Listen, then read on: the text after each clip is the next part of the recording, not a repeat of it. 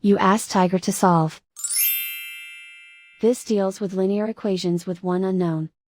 The final result is x equals -2. Let's solve it step by step. Simplify the expression. Expand the parentheses. Multiply the coefficients. Simplify the arithmetic. Group all constants on the right side of the equation. Subtract 9 from both sides.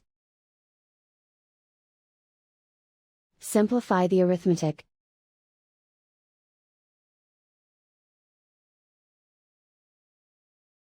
Isolate the x. Divide both sides by -18. Cancel out the negatives.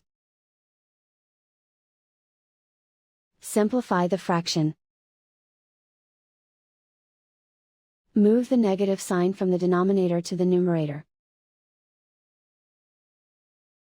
Find the greatest common factor of the numerator and denominator. Factor out and cancel the greatest common factor. And so the final result is x equals -2.